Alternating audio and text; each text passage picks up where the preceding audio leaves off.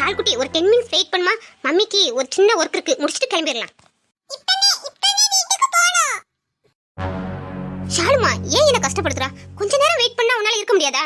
நீ உடனே இப்ப புரிஞ்சுக்கவே மாட்டேக்கா வர வர. ஷால்குட்டி மம்மிக்கு தலை வலிக்குதுடி, நீ வேற பிடிவாதம் பிடிச்சிக்கிட்டே இருக்க. கொஞ்ச நேரம் வெயிட் பண்ணி.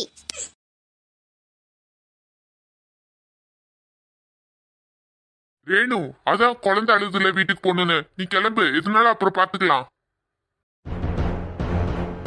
இல்ல கார்த்திக், கொஞ்சம் வேலை பெண்டிங்ல இருக்கு, அதை முடிச்சிட்டே நான் கிளம்புறேன். ஏன் ரேணு இப்படி கஷ்டப்பட்டுட்டு இருக்க? உன் பாஸ்ட் வாழ்க்கைய நான் ஒரு ஃப்ரெண்டா கேட்டா கூட என்கிட்ட நீ சொல்ல மாட்ற.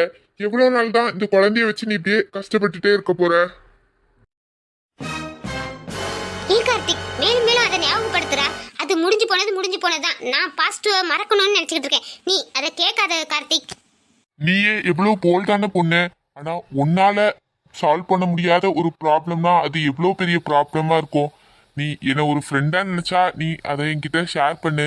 என்னால எவ்வளவு முடியுதோ நான் அதுக்கு ஹெல்ப் பண்ணுவேன்.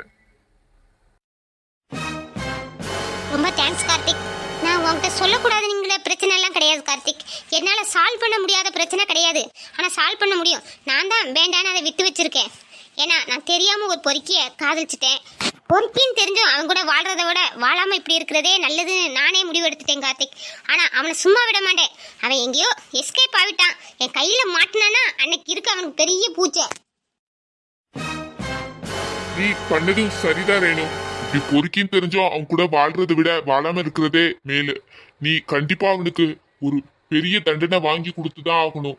நீ சரி, நான் பாத்துக்கிறேன். நீ பாப்பாவை கூட்டிட்டு வீட்டுக்கு கிளம்பு. சார் சொல்லுங்க ஏட்டையா.